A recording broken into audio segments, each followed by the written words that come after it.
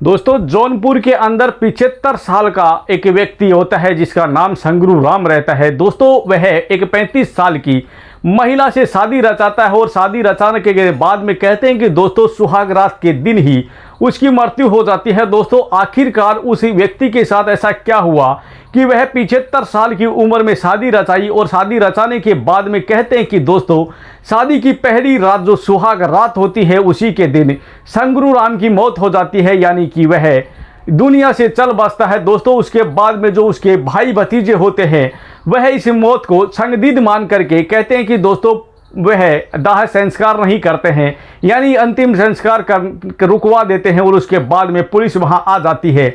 और पुलिस आने के बाद में दोस्तों कहते हैं कि अब पुलिस की जांच है, वह जांच में जुटती है और उसके बाद में कहते हैं कि दोस्तों पुलिस को पोस्टमार्टम के लिए कहा जाता है। तो दोस्तों क्या आखिरकार कहते हैं कि दोस्तों क्या पुलिस इस मामले में इसी का पोस्टमार्टम करेगी या फिर कोई और जानकारी आएगी। दोस्तों कहते हैं कि ऐसी घटना सुन करके पूरा गांव है वह हैरान है। पूरा गांव के अंदर कहते हैं कि दोस्तों एक हलचल है और ये जो कहानी है ये चर्चा का विषय बनी हुई है। कहते हैं कि दोस्तों तरह तरह की अफवाहें हो रही है, तरह तरह की चर्चाएं हो रही है।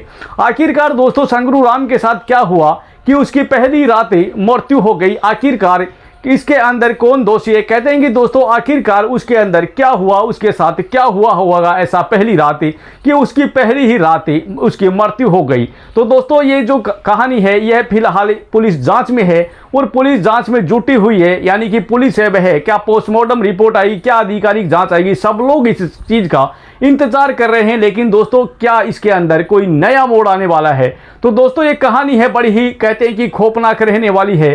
तो दोस्तों वीडियो में अंत तक बने रहना, चैनल पर नए हो तो चैनल को सब्सक्राइब करना, वीडियो अगर अच्छी लगे तो वीडियो को लाइक करना। दरअसल दोस्तों ये कहानी है ये उत्तर प्रदेश के जौनपुर जिले की है और जौनपुर जिले के अंदर एक कुछमुच गांव पड़ता है जहां पर कहते हैं कि दोस्तों एक 75 साल का संगरू राम नाम का व्यक्ति रहता है और वह कहते हैं कि दोस्तों उसकी पहली वाली जो पत्नी थी उसकी 1 साल पहले ही मृत्यु हो जाती है।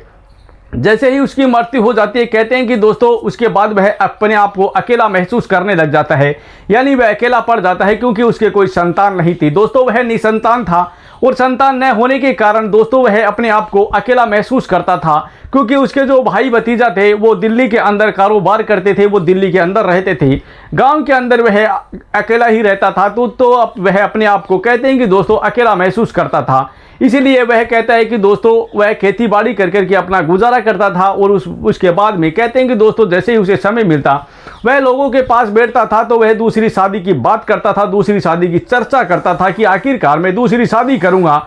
उसके बाद में कहते हैं कि दोस्तों वह दूसरी शादी के लिए बोलता था तो लोग हैं वह उसे उम्र का हवाला दे करके दोस्तों उसे समझाते थे, उसे कहते थे कि यार तुम्हारी उम्र कुछ ज़्यादा हो चुकी है, तुम्हें शादी नहीं करनी चाहिए, ऐसी बात कर करके उसे समझाया जाता था। लेकिन कहते हैं कि संगरू राम नहीं मानता है। दोस्तों उसके बाद में दोस्तों कहते हैं कि सोमवार को वह जलालपुर थाना क्षेत्र की एक महिला रहती है जिसकी उम्र 35 साल रहती है। दोस्तों मनभावती नाम रहता है, वह भी कहते हैं कि वह 3 बच्चों की मां रहती है और वह उसकी भी दूसरी शादी रहती है। दोस्तों वह मनभावती के साथ कोर्ट मैरिज कर लेता है और कोर्ट मैरिज करने के बाद में मंदिर जाकर के पूरी जो शादी की रस्में होती है, जो शादी के रीति रिवाज होते हैं, पूरी रस्में वहां पर पूरी कर लेता है मंदिर के अंदर और उसके बाद में कहते हैं कि वह अपने गांव ले आता है। दोस्तों मनभावती कहती है कि संगरू राम ने उसे कहा था कि तुम मेरा घर संभालो, मैं तुम्हारे बच्चों की जिम्मेदारी लूंगा। दोस्तों ऐसी बात है वह मनभावती से कहता है और मनभावती यही कहती है कि संगरू राम ने मुझे ऐसा कहा था और उसके बाद में दोनों घर पर आ जाते हैं। कहते हैं कि दोस्तों मनभावती के 3 बच्चे थे, 2 बेटियां और 1 बेटा था। मनभावती की भी दूसरी शादी थी। दोस्तों उसके बाद में दोनों घर आ जाते हैं और घर आने के बाद में कहते हैं कि दोस्तों रात भर बातें करते हैं और रात भर बातें करने के बाद में दोस्तों जब भी जैसे ही सुबह होती है संगरू राम की तबीयत बिगड़ जाती है और तबीयत बिगड़ने के बाद में उसे अस्पताल ले जाया जाता है और अस्पताल ले जाने के बाद में संगरू राम की मृत्यु हो जाती है। दोस्तों उसके बाद में जैसे ही ये इस मौत की खबर है गांव के अंदर फैलती है तो पूरा गांव स्तब्ध रह जाता है। पूरे गांव के अंदर एक चर्चा हो जाती है, तरह तरह की अफवाहें फैलती है, तरह तरह की चर्चा चर्चाएं होना शुरू हो जाते हैं।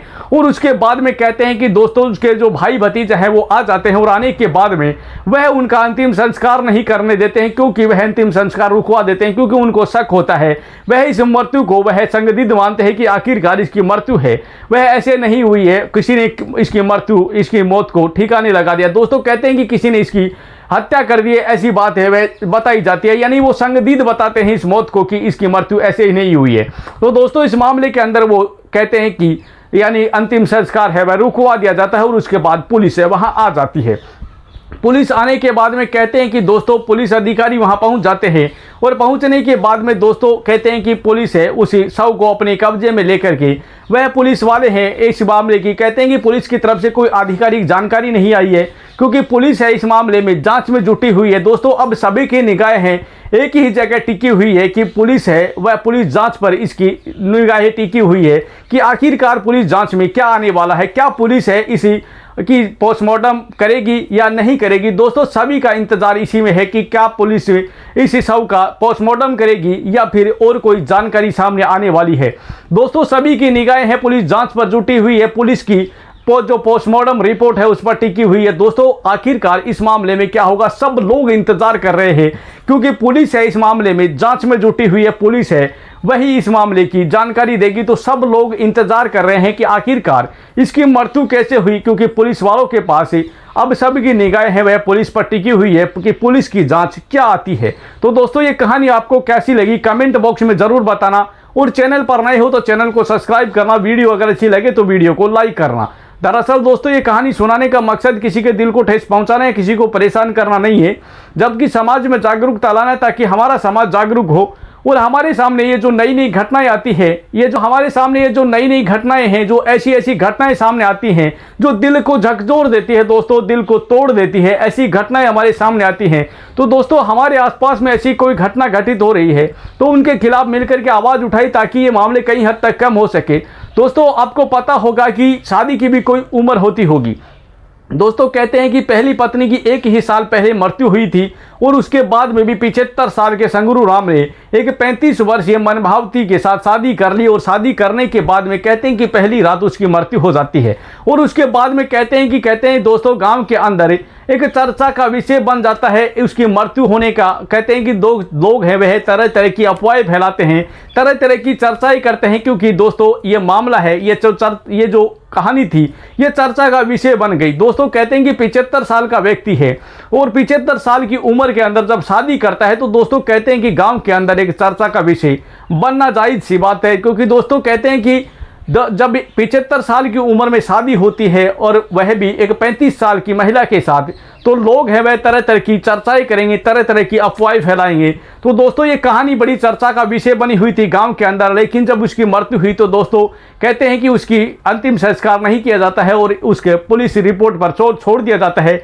और अब जो इंतजार हो रहा है वह पुलिस के रिपोर्ट का इंतजार हो रहा है कि आखिरकार इसकी मृत्यु कैसे हुई। तो दोस्तों ऐसी कहानियां हैं हमारे समाज में, हमारे देश में दिन प्रतिदिन बढ़ती जा रही हैं, और ऐसे मामलों से अगर हमें कई हद तक बचना है तो दोस्तों हमें सचेत और सजग रहना होगा और मिलकर के एक दूसरे का साथ देना होगा।